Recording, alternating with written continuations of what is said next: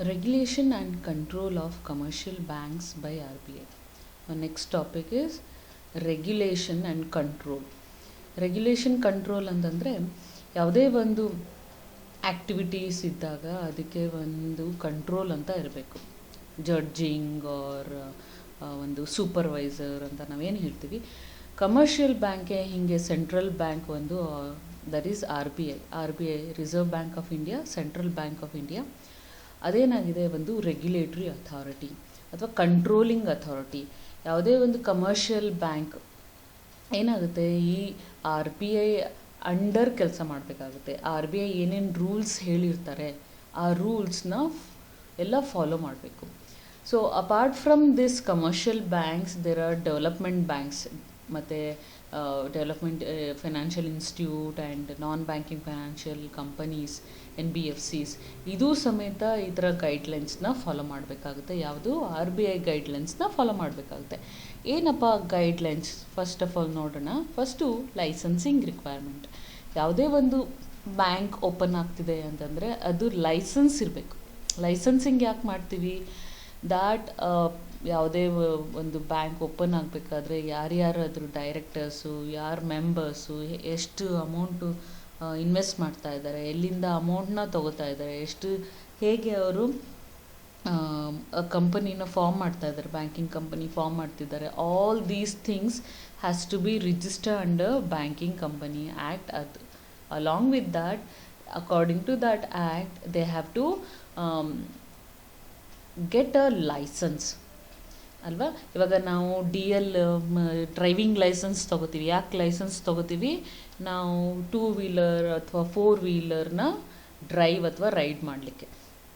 ನಮಗೆ ಸೈಕಲ್ಗೆ ಲೈಸೆನ್ಸ್ ಬೇಡ, but we need a license for 2 wheelers ಅಲ್ವಾ, 4 ವೀಲರ್ಸ್. ಆ 4 ವೀಲರಲ್ಲಿ ವೆರೈಟೀಸ್ ಇದೆ, 2 ವೀಲರಲ್ಲಿ ವೆರೈಟೀಸ್ ಇದೆ. ಆ ವೆರೈಟೀಸ್ಗೆ ತಕ್ಕಂತೆ ನಾವು ಲೈಸೆನ್ಸ್ನ ತೊಗೋಬೇಕಾಗುತ್ತೆ. ಅದೇ ಥರ ಯಾವ ಥರ ಬ್ಯಾಂಕ್ ಇದು, ಆ ಕಮರ್ಷಿಯಲ್ ಬ್ಯಾಂಕ್ ಇದು. ಕಮರ್ಷಿಯಲ್ ಬ್ಯಾಂಕಲ್ಲಿ ಹೆಂಗೆ ಏನು ಎತ್ತ all these things details you have to give to the regulating authority that is RBI. ಆಮೇಲೆ ಅದು ಲೈಸೆನ್ಸ್ ತೊಗೋಬೇಕು. ಆ ಲೈಸೆನ್ಸ್ ತೊಗೋಬೇಕು ಅಂದರೆ we have to pay the fees as a banker. Fee pay ಮಾಡಿ, ಡಾಕ್ಯುಮೆಂಟ್ಸ್ನ ಸಬ್ಮಿಟ್ ಮಾಡಿ, ಎಲ್ಲ ಸಬ್ಮಿಟ್ ಮಾಡಿ ಅಲ್ಲಿಂದ license, yes you can open a bank ಅಂತ ಫಸ್ಟು ಲೈಸೆನ್ಸ್ನ ತೊಗೋತೀವಿ. Now what has happened at present, wherever with is less population than 50,000 without license we can open a bank ಅಂತ ಹೇಳಿದ್ದಾರೆ. ಓಕೆ, ಬಟ್ RBI ಇಂದ ಅದು regulate ಆಗ್ತಾನೇ ಇರುತ್ತೆ. Licensing may not require, but it has to be, ನಾವು RBIಗೆ inform ಮಾಡಿ ಅಲ್ಲೆಲ್ಲ ಡಾಕ್ಯುಮೆಂಟ್ಸ್ ಕೊಡಬೇಕಾಗುತ್ತೆ. Okay, next we'll see the second regulating thing is corporate governance in banks. What is governance? Corporate governance ಅಂದರೆ ಯೂಶುವಲ್ ಆಗಿ ಒಂದಷ್ಟು ರೂಲ್ಸ್ ಆ್ಯಂಡ್ ರೆಗ್ಯುಲೇಷನ್ಸ್ ಮತ್ತು ಕಣ್ಗಾವಲಾಗಿ ನೋಡ್ತಾ ಇರ್ತಾರೆ. RBI will B checking it. ಏನು ಚೆಕ್ ಮಾಡ್ತಾರೆ? That in this corporate governance, one of the policy objective of RBI is to ensure high quality corporate governance in banks. Quality high ಇರಬೇಕು. ಯಾವುದಕ್ಕೆ? Corporate governments ಅಂದರೆ ಇಲ್ಲಿ transparency ಇರಬೇಕು. Okay, ಯಾವುದೇ ಒಂದು transaction ಮಾಡಿದ್ರು ಟ್ರಾನ್ಸ್ಪರೆನ್ಸಿ ಇರಬೇಕು. ನೀಟಾಗಿ ಎಲ್ಲ ಕೆಲಸಗಳು ನಡೀತಾ ಹೋಗಬೇಕು. ನೀಟಾಗಿ ಕೆಲಸಗಳು ನಡೀತಾ ಹೋಗಬೇಕು ಅಂದರೆ the person who is taking care of it has to have a proper knowledge and training, experience ಎಲ್ಲ ಇರಬೇಕು. That's what it says. RBI ಏನು ಹೇಳುತ್ತೆ ಅಂದರೆ has issued a guidelines for fit and proper criteria for director of banks. ಈ directors ಏನು ಬ್ಯಾಂಕ್ಸ್ದು directors ಇರ್ತಾರೆ, ಅವರು ಯಾರ್ಯಾರೋ ಡೈರೆಕ್ಟರ್ಸ್ ಆಗೋದಲ್ಲ, they have to have a specific knowledge. ಇಲ್ಲಿ ಹೇಳ್ತಾರೆ ಸ್ಪೆಷಲ್ ನಾಲೆಜ್ ಮತ್ತು ಎಕ್ಸ್ಪೀರಿಯನ್ಸ್ ಇನ್ ವೇರಿಯಸ್ ಬ್ಯಾಂಕ್ಸ್ ಇರಬೇಕು. ಆ ಡೈರೆಕ್ಟರ್ ಆಗೋಕ್ಕೆ ಒಂದು ಕ್ವಾಲಿಫಿಕೇಷನ್ ಏನಿರಬೇಕು, ಅವರು ಬೇರೆ ಬ್ಯಾಂಕಲ್ಲಿ ಕೆಲಸಗಳು ಮಾಡಿರಬೇಕು, ತುಂಬ ಎಕ್ಸ್ಪೀರಿಯನ್ಸ್ ಇರಬೇಕು ಮತ್ತು ಅದರದ್ದೇ ನಾಲೆಜ್ ಇರಬೇಕು ಅವ್ರಿಗೆ. ಹಾಗಿದ್ದರೆ ಅವನು he's fit and he's proper person for the director position ಅಂತ ಹೇಳ್ತಾರೆ. RBI can also appoint additional directors to the board of banking company. R B ಐಗೆ ಏನು ಅನಿಸ್ಬೋದು, ಓಕೆ ಇವರು ಒಂದು ಸ್ವಲ್ಪ ಅಷ್ಟೇನು ಅನ್ನಿಸ್ತಾ ಇಲ್ಲ, ಪ್ರಾಪರಾಗಿ ಅನ್ನಿಸ್ತಾ ಇಲ್ಲ, he has a knowledge but not much of experience ಅಂದಾಗ, ಅಥವಾ he has a experience not much of knowledge, ಏನೇ ಒಂದು ಲ್ಯಾಕುನಸ್ ಇದೆ ಅಂತ ಆರ್ ಬಿ ಐಗೆ ಅನಿಸಿದ್ರೆ they can appoint one more additional director. ಅವ್ರಿಗೆ ಹೆಂಗೆ ಅನಿಸುತ್ತೆ ಅವರೇ ಒಂದು ಆರ್ ಬಿ ಐ ಒಬ್ರನ್ನ ಡೈರೆಕ್ಟರ್ ಆಗಿ ಇಲ್ಲಿಗೆ ಕಳಿಸ್ಬೋದು. Okay, that is a corporate governance. Then we have interest rates. So interest rate ಅಷ್ಟೇ ಆರ್ ಬಿ ಐ, ನಾನು ಮೊದಲೇ ಹೇಳಿದೆ, ಇಂಟ್ರೆಸ್ಟ್ ರೇಟು ಅಷ್ಟೇ R B I will give one maximum limit ಅಥವಾ ಮಿನಿಮಮ್ ಲಿಮಿಟ್, ಈ ಥರ ಒಂದು ಲಿಮಿಟ್ ಕೊಟ್ಟಿರ್ತಾರೆ, ರೇಂಜ್ ಕೊಟ್ಟಿರ್ತಾರೆ.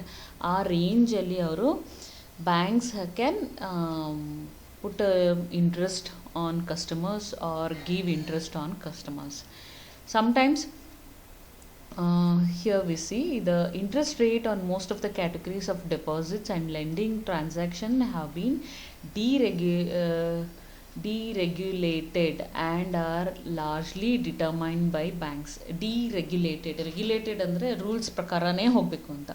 ಇಲ್ಲಿ ರೂಲ್ಸ್ನ ಸ್ವಲ್ಪ ತೆಗೆದಿದ್ದಾರೆ, ಸೊ ದ್ಯಾಟ್ ಅವರು ರೇಂಜ್ ಕೊಟ್ಟಿದ್ದಾರೆ. ಆ ರೇಂಜಲ್ಲಿ ಯಾವ್ದು ಬೇಕಾದ್ರೂ ಹಾಕೋಬೋದು ಅವರು. ನಾನು ಹೇಳಿದ್ನಲ್ಲ, ಆ ರೇಂಜಲ್ಲಿ ಹಾಕೋಬೋದು. ಇಟ್ ಈಸ್ ನಾಟ್ ದಟ್ ಎಲ್ಲರೂ 8% ಮಾಡಬೇಕು, ಎಲ್ಲರೂ 9% ಮಾಡಬೇಕು ಅಂತಿಲ್ಲ. They can give 7 to 9% or 6.5 to 7.5, ಈ ಥರ ಯಾವುದೋ ಒಂದು ರೇಂಜ್ ಕೊಟ್ಟಿರ್ತಾರೆ. ಆ ರೇಂಜಲ್ಲಿ ಅವರು ಬ್ಯಾಂಕ್ ಅವರು ಇಂಟ್ರೆಸ್ಟ್ ರೇಟ್ನ ಚಾರ್ಜ್ ಮಾಡ್ಬೋದು. So R B I can put a cap limit on saving bank account deposits. ಯಾಕಂದರೆ ಸೇವಿಂಗ್ ಬ್ಯಾಂಕ್ಸ್ಗೆ ತುಂಬಾ ಕಡಿಮೆ ರೇಟ್ ಆಫ್ ಇಂಟ್ರೆಸ್ಟ್ ಚಾರ್ಜ್ ಮಾಡ್ತಾರೆ, ಕೊಡ್ತಾರೆ ಬ್ಯಾಂಕ್ ಅವರು. ಸೊ ಅಲ್ಲಿ ಅವರು ಮಿನಿಮಮ್ನ ಹಾಕ್ಬೋದು. ಮತ್ತು residential N R I, non resident Indian N R I ಅವ್ರಿಗೆ, ಅಥವಾ small loan to rupee up to 2 lakh they can have a ಒಂದು ಹೋಲ್ಡ್ ಇರುತ್ತೆ. Apart from that most of the time bank will have their own interest rate with the limits. ಎಷ್ಟು limit, because they have a competition also, they will see the competition, on that competition basis, on that R B I regulations ಎಲ್ಲನೂ ನೋಡಿ ಅವರು interest ರೇಟ್ನ charge ಮಾಡ್ತಾರೆ ಅಥವಾ interest ರೇಟ್ನ ಕೊಡ್ತಾರೆ. Then we have a prudential norms. Norms ಅಂದರೆ rules and regulation. Prudential norms ಅಂತಂದರೆ refers to ideal or responsible norms maintained by banks.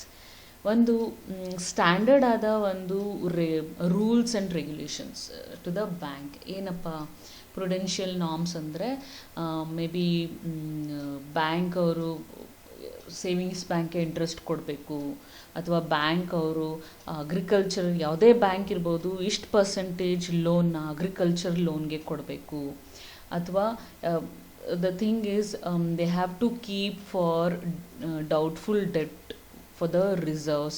ಆಮೇಲೆ ಪ್ರಿಫರೆನ್ಸ್ ಶೇರ್ ಹೋಲ್ಡರ್ಸ್ಗೆ ಫಸ್ಟ್ ಕೊಡಬೇಕು ಡಿವಿಡೆಂಟು, ಈಕ್ವಿಟಿ ಶೇರ್ ಹೋಲ್ಡರ್ಸ್ಗೆ ಲೇಟರ್ ಕೊಡಬೇಕು. ಆ ಥರ ಸೋ ಮೆನಿ ನಾರ್ಮಲ್ ಆಗಿ ಒಂದು common ಆಗಿರೋ ಅಂತಹ ಒಂದು ರೂಲ್ಸ್ ಆ್ಯಂಡ್ ರೆಗ್ಯುಲೇಷನ್ಸ್ನ ಕೊಟ್ಟಿರುತ್ತೆ. That is ideal, that is for every bank they have to follow. ಯಾಕೆ ಅಂದರೆ ದಟ್ ವಿಲ್ ಗಿವ್ ಒಂದು ಸ್ಟ್ರೆಂಥನಿಂಗ್. ಎಲ್ಲ ಬ್ಯಾಂಕು ಒಂದೇ ಥರ ಇರಲ್ಲ. They have commercials bank, they have development banks, they have special banks and cooperative banks. So for all these banks common ಒಂದಷ್ಟು norms ಕೊಟ್ಟಿರುತ್ತೆ. All these things they have to follow. And some of them are like income recognition, ಎಲ್ಲೆಲ್ಲಿ income ಬರುತ್ತೆ ಅನ್ನೋದು, ಅಸೆಟ್ಸ್ನ classify ಮಾಡೋದು, ಯಾವುದು fixed assets, ಯಾವುದು current assets, ಯಾವುದು ನಾನ್ performing assets, all these things. ಆಮೇಲೆ ಪ್ರಾವಿಷನ್ಸ್ ಇಡೋದು ಡೌಟ್ಫುಲ್ ಡೆಟ್ಸ್ಗೆ ಅಂತ. ಆಮೇಲೆ ಕ್ಯಾಪಿಟಲ್ ಅಡಿಕ್ವೆಸಿ, ಕ್ಯಾಪಿಟಲ್ ಎಷ್ಟು ಸರಿ ಇದೆಯಾ, ಇನ್ನೂ ಕ್ಯಾಪಿಟಲ್ ಬೇಕಾ, ಆಲ್ ದೀಸ್ ಥಿಂಗ್ಸ್. ಇನ್ವೆಸ್ಟ್ಮೆಂಟ್ ಎಲ್ಲೆಲ್ಲಿ ಇನ್ವೆಸ್ಟ್ಮೆಂಟ್ ಮಾಡಬೇಕು, these bank we have to invest. ನಾ ಹೇಳಿದೆ ಇನ್ವೆಸ್ಟ್ಮೆಂಟ್ಸಲ್ಲಿ ಒಂದೇ ಕಡೆ ಇನ್ವೆಸ್ಟ್ಮೆಂಟ್ ಮಾಡಲ್ಲ, they will have a different portfolios of investments. ಮತ್ತು capital market exposures, all these things they have to have a normal common responsibility, or they have to maintain rules and regulation which is standard, or we can say common ಆಗಿರೋಂಥದ್ದು the RBI will be giving. These issues guidelines ಎಲ್ಲಿ ಕೊಟ್ಟಿರ್ತಾರೆ, Basel 2 of risk ಮ್ಯಾನೇಜ್ಮೆಂಟಲ್ಲಿ ಕೊಟ್ಟಿರ್ತಾರೆ. All these things will be accepted by the banks and they will be following. ಎಲ್ಲರೂ ಅದನ್ನು Bessel 2 of risk ಮ್ಯಾನೇಜ್ಮೆಂಟಲ್ಲಿ ಏನಿರುತ್ತೆ ಅದನ್ನು ತಗೊಂಡು RBI ಗೈಡ್ಲೈನ್ಸು ಎಲ್ಲ ಬ್ಯಾಂಕ್ಸು ಫಾಲೋ ಮಾಡ್ತಾರೆ. Next disclosure norms. This is prudential norms. It's a common ಅಥವಾ ಒಂದು ideal, ಒಂದು ಸ್ಟ್ಯಾಂಡರ್ಡ್ ನಾರ್ಮ್ಸ್ ಅನ್ಬೋದು. Then we have a disclosure norms. Disclosure ಅಂತಂದರೆ ಎಲ್ಲನೂ ಇನ್ಫಾರ್ಮೇಷನ್ಸು ಯಾವುದೇ ಒಂದು ಗುಪ್ತವಾಗಿ ಇಡಬಾರ್ದು. We have to reveal, transparent ಇರಬೇಕು, ಯಾರಿಗೆ ಪಬ್ಲಿಕ್ಗೆ ಟ್ರಾನ್ಸ್ಪರೆಂಟ್ ಆಗಿರಬೇಕು. ಏನೇನು ಪಬ್ಲಿಕ್ಗೆ ಟ್ರಾನ್ಸ್ಪರೆಂಟ್ ಆಗಿರಬೇಕು ಅಂದರೆ, what are the rate of interest we are charging ಅಲ್ವಾ, ನಮ್ಗೆ ಗೊತ್ತೇ ಇಲ್ಲ ಇದು ಲೋನ್ಗೆ ಎಷ್ಟು ಚಾರ್ಜ್ ಮಾಡ್ತಾರೆ. All these things has to be somewhat ಪಬ್ಲಿಕ್ಗೆ ಡಿಸ್ಕ್ಲೋಸ್ ಮಾಡಬೇಕು. Information has to be given to the public. According to RBI directives, bank are required to make disclosures of their annual reports. ಮತ್ತು annual reports ಅಂದರೆ ಅಲ್ಲಿ balance sheet ಇರುತ್ತೆ.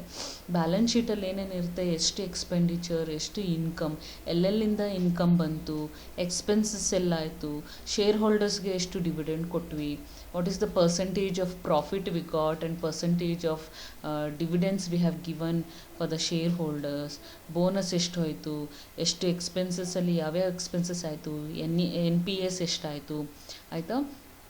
All these details has to be in the report. ಒಂದು balance sheet ಕೊಟ್ಟಿರ್ತಾರೆ, ಆಮೇಲೆ ರಿಪೋರ್ಟಲ್ಲಿ, annual ರಿಪೋರ್ಟಲ್ಲಿ ಯಾರ್ಯಾರು directors, bank information, normal bank information ಇರುತ್ತೆ, ಮತ್ತು ಆ ವರ್ಷ ಎಷ್ಟು ಲೋನ್ ಕೊಟ್ಟರು, ಎಷ್ಟು ಇನ್ಕಮ್ ಬಂತು, ಆಮೇಲೆ ಎಲ್ಲಿ ಇನ್ವೆಸ್ಟ್ಮೆಂಟ್ ಮಾಡಿದ್ರು, ಎಲ್ಲ ಬ್ಯಾಲೆನ್ಸ್ ಶೀಟ್ ಟ್ಯಾಲಿ ಮಾಡ್ತಾರೆ ಅವರು ಆ ಪರ್ಟಿಕ್ಯುಲರ್ ಬ್ಯಾಂಕ್ದು. ಅದನ್ನು ಎಲ್ಲ ಸ್ಟೇಕ್ ಹೋಲ್ಡರ್ಸ್, ಈಕ್ವಿಟಿ ಶೇರ್ ಹೋಲ್ಡರ್ಸ್ಗೆ ಕೊಡ್ತಾರೆ. ಆಲ್ ದೀಸ್ ಆ್ಯನ್ಯುಯಲ್ ರಿಪೋರ್ಟ್ಸ್ ನಿಮಗೆ ಗೊತ್ತಿರ್ಬೋದು, ಅಥವಾ ಯಾರಾದರೂ ನಿಮ್ಮ ಮನೇಲಿ somebody has taken a share in the any bank, they'll get this annual report. Every year they have to send one big book, around 60-70 pages ಒಂದು ಬುಕ್ನ ಕಳಿಸ್ತಾರೆ. That is annual report, which will have these kind of profit and loss account, balance sheet, ಮತ್ತು ಏನೇನು ಅವ್ರು ಕೆಲಸ ಮಾಡಿದ್ರು, ಏನೇನು achieve ಮಾಡಿದ್ರು ಎಲ್ಲನೂ ಆ ವರ್ಷದ್ದು ಅಲ್ಲಿರುತ್ತೆ. So some of the documents about their capital adequacy, capital, assets, liquidity, earnings, all these audit reports ಇರ್ಬೋದು. All these things, everything has to be disclose to the people. ಯಾವುದೂ ಮುಚ್ಚುಮರೆ ಇರಬಾರ್ದು, ಯಾವುದೂ ಅಲ್ಲಿ ಪ್ರಾಫಿಟ್ ತೋರಿಸ್ಬಾರ್ದು, ಪ್ರಾಫಿಟ್ ಇಲ್ಲದೆ ಇದ್ರೂ. ದೋಸ್ ಆರ್ ಆಲ್ ಒಂದು criminal activity ಆಗಿಬಿಡುತ್ತೆ ಆ ಥರ ಎಲ್ಲ ಮಾಡಿದಾಗ. So it has to be properly given balance sheet, has to disclosed. This is called a disclosure norm. That is also RBI has given this guidelines. Ella depositorsgu idu kodbeku anta. Next we have a para banking activity. What is this para banking activity? We know this apart from the deposit and giving the loans, the bank will do many activities, many agency activities, other activities along with the banks. ಆ bank ಅವ್ರದ್ದೇ ಒಂದಷ್ಟು ಯಾವುದೋ mutual fund ನೋಡ್ಕೋತಾರೆ, bank ಅವರೇ ಒಂದಷ್ಟು insurance ಮಾಡ್ತಾರೆ, bank ಅವರೇ ಒಂದಷ್ಟು they'll have a merchant banking, venture capital, factoring business, discounting business, ಅಥವಾ ಕ್ರೆಡಿಟ್ ಕಾರ್ಡ್ ಬಿಸ್ನೆಸ್. ಇದು ಈ ಬ್ಯಾಂಕ್ಗೆ ಅಸೋಸಿಯೇಟೆಡ್ ಆಗಿರೋ ಅಂತಹ ಆ್ಯಕ್ಟಿವಿಟೀಸ್ ಇದು. That is not the main banking activities. ಬ್ಯಾಂಕ್ಗೆ ನಾವು ಹೇಳ್ಬೋದು ಸೈಡಾಗಿ ಇನ್ನೊಂದು ಅದರದ್ದು ಬಿಸ್ನೆಸ್ ಅಂತ ಹೇಳ್ಬೋದು. Okay, asset management, that is mutual funds, insurance ಇರ್ಬೋದು. So that is totally different than banking. ಬ್ಯಾಂಕಿಂಗ್ಗೆ ಸೇರಿರೋ ಅಂಥದ್ದು, ಬಟ್ ಸ್ವಲ್ಪ ಬೇರೆ. This is called banking, para banking activities. ಈ ಎಲ್ಲ ಆ್ಯಕ್ಟಿವಿಟೀಸ್ ಮಾಡಬೇಕಾದ್ರೂ RBI permission has to be taken.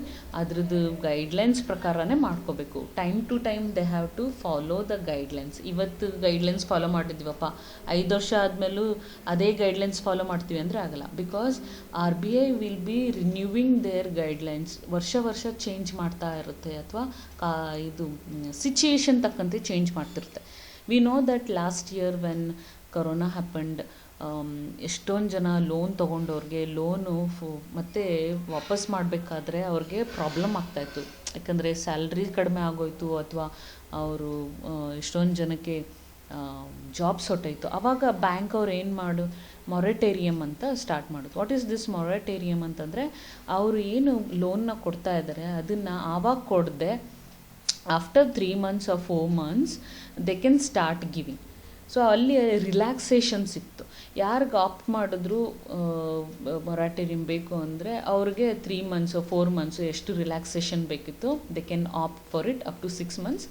ಅಲ್ಲಿ ತನಕ ಅವರು ಲೋನ್ ಪೇಮೆಂಟ್ ಬೇಕಾಗಿಲ್ಲ, ಅವ್ರನ್ನ ಡಿಫಾಲ್ಟರ್ಸ್ ಅಂತ ಹೇಳಲ್ಲ. Okay, that was the one more opportunity. ಆ ಪರ್ಟಿಕ್ಯುಲರ್ ಸಿಚುಯೇಷನ್ ತಕ್ಕಂತೆ ಆ್ಯಕ್ಟಿವಿಟೀಸ್ನ ಮಾಡ್ತಾ ಹೋಗ್ತಾರೆ. That is also guided, given the guidelines by the R B I ಪ್ರಕಾರನೇ ಮಾಡ್ಕೊಂಡು ಹೋದ್ರು. And then we have a annual inspection. See there are auditors will be coming for the banks. Especially ಇಲ್ಲಿ money involve ಆದ್ದರಿಂದ every year they will have a audit, state audit, central audit, ಮತ್ತು audit ಜನರಲಿಂದ ಆ ಥರ ಎಲ್ಲ different varieties of audit ಇರುತ್ತೆ. ಆ ಆಡಿಟರ್ಸು R B ಐಯಿಂದ ಕಳಿಸ್ಬೋದು, ಅಥವಾ ಆಡಿಟ್ ಜನರಲಿಂದ ಕಳಿಸ್ಬೋದು, ಅಥವಾ ಸ್ಟೇಟಿಂದ ಕಳಿಸ್ಬೋದು, ಅಥವಾ ಇವ್ರದ್ದೇ ಒಂದು ಅಸೋಸಿಯೇಷನ್ ಇದೆ, ಎಸ್ ಬಿ ಐರ್ದೇ ಒಂದು ಆಡಿಟ್ ಸೆಕ್ಷನ್ ಇದೆ, ಅವರು ಕಳಿಸ್ಕೋಬೋದು. So these are the many things. This is for what? Control system, internal control system. ಅದು ಯಾವುದೇ ಒಂದು ತಪ್ಪಾಗಬಾರ್ದು, ಯಾವುದೇ ಒಂದು ಮಿಸ್ಟೇಕ್ ಇದ್ದರೆ ಕರೆಕ್ಷನ್ ಮಾಡ್ಕೊಳ್ಳೋಕ್ಕೆ ಒಂದು ಅವಕಾಶ ಇದು. ಅದನ್ನು ಆರ್ ಬಿ ಐ ಗೈಡ್ಲೈನ್ಸ್ ಪ್ರಕಾರನೇ ಮಾಡಬೇಕು. ಓಕೆ, ನಾನು ಮಾಡ್ತೀನಪ್ಪ, ನಂದು ಎಸ್ ಬಿ ಐ ನಂದು ನಮ್ಮದೇ ಇಂಟರ್ನಲ್ ಆಡಿಟರ್ ಇದ್ದಾರೆ, ಸೊ ನಾನು ಹೆಂಗೆ ಬೇಕೋ ಹಾಗೆ ಆಡಿಟ್ ಮಾಡೋದಲ್ಲ. ಆ auditor it has to have a guidelines according to R B I guidelines ಏನೇನು ಹೇಳಿರುತ್ತೆ ಇನ್ಸ್ಪೆಕ್ಷನ್ದು, ಅದೆಲ್ಲನೂ ಮಾಡ್ತಾ ಹೋಗಬೇಕು. ಯಾಕೆ ಮಾಡ್ತೀವಿ ಇದು? To see the financial health of the bank, ಆಮೇಲೆ ಎವ್ಯಾಲ್ಯೂಯೇಟ್ ದ ಪರ್ಫಾರ್ಮೆನ್ಸ್, ಎಷ್ಟು ಚೆನ್ನಾಗಿ ಮಾಡ್ತಾ ಇದೆ, ಮತ್ತು what is the quality they are giving, what is the earning, ಹೆಂಗಿದೆ ಪೊಸಿಷನ್ನು ಆ ಬ್ಯಾಂಕ್ದು, ಮತ್ತು ಹೆಂಗಿದೆ ಕಂಟ್ರೋಲ್ ಸಿಸ್ಟಮು, ಎಷ್ಟು ಚೆನ್ನಾಗಿ ಸೆಕ್ಯೂರ್ಡ್ ಆಗಿದೆ ಇಲ್ಲ, ಇದೆಲ್ಲ ರಿಪೋರ್ಟಲ್ಲಿ ಬರುತ್ತೆ. ಈ ರಿಪೋರ್ಟ್ ಏನಾಗುತ್ತೆ, ಜನರಲ್ ಪಬ್ಲಿಕ್ ನೋಡ್ತಾರೆ, ಓಕೆ ಈ ಆಡಿಟರ್ ರಿಪೋರ್ಟ್ ನೋಡ್ತಾರೆ, ಈ ಬ್ಯಾಂಕ್ ಇಷ್ಟು ಚೆನ್ನಾಗಿ ಪರ್ಫಾರ್ಮ್ ಮಾಡ್ತಾ ಇದೆ, ಯಾವುದೇ ಫ್ರಾಡ್ಸ್ ಇಲ್ಲ ಅಂತ ಒಂದು ಗುಡ್ ವಿಲ್ ಬೆಳೀತಾ ಹೋಗುತ್ತೆ. All these will be like ಒಂದು ಒಬ್ಬ ಮನುಷ್ಯ ಇನ್ವೆಸ್ಟ್ ಮಾಡಬೇಕಾಗ್ತಾ ಇದೆ ಒಂದು ದುಡ್ಡು, ಅಥವಾ ಅವನೇನೋ ದುಡ್ಡನ್ನು ಕೊಡ್ತಾ ಇದ್ದಾನೆ ಒಬ್ರಿಗೆ ಅಂತಂದರೆ ಇದೆಲ್ಲ ಒಂದು security purpose. R B I is doing for the securing the money of a normal person. ಸುಮ್ಮನೆ ಆರ್ ಬಿ ಐ ಇದೆಲ್ಲ ಗೈಡ್ಲೈನ್ಸ್ ಮಾಡಿಲ್ಲ. ಯಾವುದೇ ಒಂದು ಫ್ರಾಡ್ ಆಗಬಾರ್ದು, ತಪ್ಪಾಗಬಾರ್ದು ಬ್ಯಾಂಕಿಂದ. ಜನಗಳಿಗೆ, ನಾರ್ಮಲ್ ಜನಗಳಿಗೆ ಪಾಪ ಅವರು 1000, 2000, 3000 ಅಷ್ಟರಲ್ಲಿ ಜೀವನ ಮಾಡ್ತಿರ್ತಾರೆ. ಅವ್ರಿಗೆ ಯಾವುದೇ ಆದಂತಹ ನಷ್ಟ, ನಾಶ ಆಗಬಾರ್ದು ಅನ್ನೋ ಒಂದು ಉದ್ದೇಶಕ್ಕೋಸ್ಕರ ಈ ಎಲ್ಲ ಗೈಡ್ಲೈನ್ಸ್ನ ಮಾಡಿರ್ತಾರೆ. ಆ ಗೈಡ್ಲೈನ್ಸ್ನ ಫಾಲೋ ಮಾಡಬೇಕು, so that the bank will get secured, get improved. ಜನಗಳವ್ರದ್ದು ದುಡ್ಡೆಲ್ಲ ಸೆಕ್ಯೂರಾಗಿ, ಸೇಫಾಗಿ ಇರುತ್ತೆ. Okay, then last one is anti money laundering norms. Anti money laundering ಅಂತಂದರೆ ಯೂಶ್ವಲಾಗಿ ಮನಿ ಲಾಂಡ್ರಿಂಗ್ ಅಂತ ಅಂದರೆ ಫಸ್ಟ್ ಕಲಿಯೋಣ. ಮನಿ ಲಾಂಡ್ರಿಂಗ್ ಅಂತಂದರೆ ಮೊದಲು I will tell the scenario. ಮೊದಲು ಹೆಂಗಿತ್ತು ಬ್ಯಾಂಕಿಂಗು, ಆಮೇಲೆ ಯಾಕೆ ಹಿಂಗೆ ಆ್ಯಂಟಿ ಮನಿ ಲಾಂಡ್ರಿಂಗ್ ಬಂತು ಅಂತ. ಫಸ್ಟ್ ಯಾರಾದರೂ ಒಬ್ಬರು ನಾವು ಅಕೌಂಟ್ ಓಪನ್ ಮಾಡಬೇಕು ಅಂದರೆ ಅವ್ರಿಗೆ ಅಕೌಂಟ್ ಓಪನ್ ಮಾಡಿಕೊಡೋರು without any I D proof, without any address proof ತೊಗೊಳ್ದೆ ಮಾಡಿಕೊಡ್ತಾಯಿದ್ರು. ಅವ್ರ ಹೆಸರು ಹೇಳಿದ್ರೆ ಅಕೌಂಟು ಓಪನ್ ಆಗ್ತಾಯಿತ್ತು, ಒಂದಷ್ಟು ದುಡ್ಡು ಡೆಪಾಸಿಟ್ ಮಾಡಿದರೆ ಸಾಕು ಓಪನ್ ಆಗ್ತಾಯಿತ್ತು. ಓಕೆ, ಇವಾಗ ಆ ಥರ ಆಗಲ್ಲ. ಯಾಕಾಗಲ್ಲ ಅಂತಂದರೆ, ಯಾವುದೇ ಒಂದು ಮನುಷ್ಯ ಅವನು ಸುಳ್ಳು ಹೇಳಿ, ಅವನ ಹೆಸರು ಸುಳ್ಳು ಹೇಳಿ ಆ ಬ್ಯಾಂಕ್ ಅಕೌಂಟ್ ಓಪನ್ ಮಾಡಿ ಆ ಬ್ಯಾಂಕಲ್ಲಿ ಲಕ್ಷಗಟ್ಟಲೆ ಮನಿನ, ಬ್ಲ್ಯಾಕ್ ಮನಿ ಇರ್ಬೋದು, ಯಾವುದೋ ಬೇರೆ which is not right earned money, ಅದನ್ನು ಬ್ಲ್ಯಾಕ್ ಮನಿ ಅಂತೀವಿ, ಅದನ್ನು ಟ್ರಾನ್ಸಾಕ್ಟ್ ಮಾಡ್ತಾಯಿದ್ರು. ಮೊದಲು ಲಕ್ಷಗಟ್ಟಲೆ ಕ್ಯಾಶ್ ವಿಡ್ರಾ ಮಾಡ್ತಾಯಿದ್ರು. ಇವಾಗ ಬರೀ 2 ಲಕ್ಷ ಮಾತ್ರ ಒಂದು ದಿನಕ್ಕೆ ವಿಡ್ರಾ ಮಾಡೋದು. ಮೊದಲು ಲಕ್ಷಗಟ್ಟಲೆ ವಿಡ್ರಾ ಮಾಡ್ಬೋದು, 10 ಲಕ್ಷ, 20 ಲಕ್ಷ, 30 ಲಕ್ಷ ಹಾಗೆಲ್ಲ ವಿಡ್ರಾ ಮಾಡೋದು, ಹಾಗೆಲ್ಲ ಡೆಪಾಸಿಟ್ ಮಾಡೋದು. ಆ ಥರ ಎಲ್ಲ ಆಯಿತು. ಆ ಮನಿ ಎಲ್ಲಿಂದ ಬಂತು, ಎಲ್ಲಿ ಹೋಯಿತು ಏನೂ ಗೊತ್ತಾಗ್ತಾ ಇರಲಿಲ್ಲ ಬ್ಯಾಂಕಲ್ಲಿ. ಟು ಕರ್ಬ್ ದಟ್ ಯಾವ ಮನಿ ಇದು, ಎಲ್ಲಿಂದ ಬಂತು, ಅದ್ರದ್ದು ಎಲ್ಲಿ ಅರ್ನ್ ಮಾಡಿದ್ರು, ಡೆಪಾಸಿಟ್ ಮಾಡೋರು ಯಾವ ಥರ ಇದನ್ನು ಅರ್ನ್ ಮಾಡಿದ್ರು, is he having the white money or black money ಅನ್ನೋದನ್ನು ನೋಡಲಿಕ್ಕೆ ನಾವಿದು ಆ್ಯಂಟಿ ಮನಿ ಲಾಂಡ್ರಿಂಗನ್ನು ಮಾಡಿದ್ವಿ. ಮನಿ ಲಾಂಡ್ರಿಂಗ್ ಅಂತಿದ್ವಿ ಅದನ್ನೆಲ್ಲ. ಇದು anti money laundering to stop it. ಯಾಕೆ, ಹೇಗೆ ಸ್ಟಾಪ್ ಮಾಡ್ಬೋದು ಅಂದರೆ, ಒಬ್ಬ ಮನುಷ್ಯ ಅವನು ಜಿನೈನ್ ಪರ್ಸನ್ ಆದರೆ ಅವನ ಹತ್ರ ಜಿನೈನ್ ID ಕಾರ್ಡ್ ಇರುತ್ತೆ, ಪಾಸ್ಪೋರ್ಟ್ ಇರುತ್ತೆ, ಯಾವುದಾದ್ರೂ like Aadhaar card is must for. ನಿಮಗೂ ಮೆಸೇಜಸ್ಗಳು ಬಂದಿರ್ಬೋದು, ನಿಮ್ಮ ಆಧಾರ್ ಕಾರ್ಡ್ನ ಅಲ್ಲಿ ಬ್ಯಾಂಕ್ಗೆ ಲಿಂಕ್ ಮಾಡಿ ಅಂತ. That is very must. KYC norms ಅಂದರೆ know your customer. As a bank they should know who is the customer. Is it genuine customer, is it a fraud customer. Genuine customer ಆದರೆ ಎಲ್ಲ documents original ಅದು Aadhaar card verify ಮಾಡ್ತಾರೆ. ಇದೇ ಸರಿನಾ, ಹೆಸರು ಸರಿ ಇದೆಯಾ, ಅಡ್ರೆಸ್ ಸರಿ ಇದೆಯಾ, ಓಕೆ, ಅಡ್ರೆಸ್ ಸರಿ ಇದೆಯಾ, ಹೆಸರು ಸರಿ ಇದೆಯಾ, ಡೇಟ್ ಆಫ್ ಬರ್ತ್ ಸರಿ ಇದೆಯಾ, what ever the information given, ಮತ್ತು ಅಡ್ರೆಸ್ ಪ್ರೂಫ್ ಎಲ್ಲ ಇನ್ಫಾರ್ಮೇಷನ್ಸು ಆ ಬ್ಯಾಂಕಲ್ಲಿ ಆ ಅಕೌಂಟಿಗೆ ಲಿಂಕ್ ಆಗಿಬಿಡುತ್ತೆ. ಸೊ ಆ ಬ್ಯಾಂಕಲ್ಲಿ ಯಾವುದೇ ಟ್ರಾನ್ಸಾಕ್ಷನ್ ಆದ್ರೂ ಆಟೋಮೆಟಿಕ್ಕಾಗಿ RBIಗೆ ಟಕ್ ಅಂತ ಹೋಗುತ್ತೆ. If it is more than 50,000 or 2 lakh or something like more of transactions. ಯಾಕೆ ಟ್ರಾನ್ಸಾಕ್ಷನ್ ಆಗ್ತಿದೆ, we have to give the reason also no. Okay, the person who is transacting more ಅವರು ರೀಸನ್ ಕೊಡಬೇಕು. For example, house loan ತೊಗೊಂಡಾಗ 30-40 ಲಕ್ಷ ಬರುತ್ತೆ, house sale ಮಾಡಿದಾಗ ಒಂದಷ್ಟು amount ಬರುತ್ತೆ. Bank ಅವ್ರು ಕಾಲ್ ಮಾಡ್ತಾರೆ ನಿಮಗೆ, ಇಲ್ಲಿ ಈ ಮನಿ ಹೆಂಗೆ ಬಂತು, ಯಾವುದಕ್ಕೋಸ್ಕರ ಈ ದುಡ್ಡು ಬಂತು. ಆವಾಗ we have to give the documents. ಸುಮ್ಮನೆ ಹೇಳೋದಲ್ಲ, ಮನೆ ಸೇಲ್ ಮಾಡಿದ್ವಿ ಅಂತಂದರೆ ಆ ಡಾಕ್ಯುಮೆಂಟ್ ಜೆರಾಕ್ಸ್ ಕಾಪಿ ಹೋಗಿ ಕೊಡಬೇಕಲ್ಲಿ with our signature. Okay, these are the things the banking people are doing to safeguard the people, safeguard the nation. ಯಾವುದೇ ಥರದ್ದು ಕೆಟ್ಟ ಆ್ಯಕ್ಟಿವಿಟೀಸ್ ಆಗಬಾರ್ದು ಅನ್ನೋದಕ್ಕೆ ಇದು ಮಾಡ್ತಾರೆ. That is why KYC has been done. Know your customer. Okay, anti-money laundering, combating financing of terrorism. Illu terrorism nadita ide. See the terrorism, how it was happening earlier. We don't know where the money used to go, from where the amount was coming in. Aita, to curb all these things, RBI has given so much of guidelines. ಒಂದು account open ಮಾಡಬೇಕಾದ್ರೆ ಇವಾಗ ತುಂಬ ಕಷ್ಟ ಇದೆ. ನಾರ್ಮಲಾಗಿ ಹೋಗಿ ನೀವು account open ಮಾಡ್ದಂಗೆ ಇಲ್ಲ ಈಗ. It's very difficult to open account. ಎಲ್ಲೆಲ್ಲಿದೆ ಎಲ್ಲದಕ್ಕೂ ನಮ್ಮ ಆಧಾರ್ ಕಾರ್ಡ್ನ ಕೊಡಬೇಕು, ಮತ್ತು ಪ್ಯಾನ್ ನಂಬರ್ ಕೊಡಬೇಕು.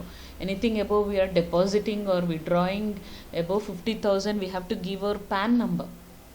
ಡೈರೆಕ್ಟ್ ಇನ್ಕಮ್ ಟ್ಯಾಕ್ಸ್ ಕೊಟ್ಟೋಗುತ್ತದೆ informations. All these things are very much interlinked so that nobody will do the money laundering. ದುಡ್ಡನ್ನ ತಗೊಳ್ಳೋದು, ಬೇರೆ ಎಲ್ಲೋ ಕೊಡೋದು, ಎಲ್ಲೋ ಮನಿ ಬರೋದು, ಇಲ್ಲಿ ಡೆಪಾಸಿಟ್ ಮಾಡಿ. Nobody can do like this until and unless you have proper proof, genuine proof.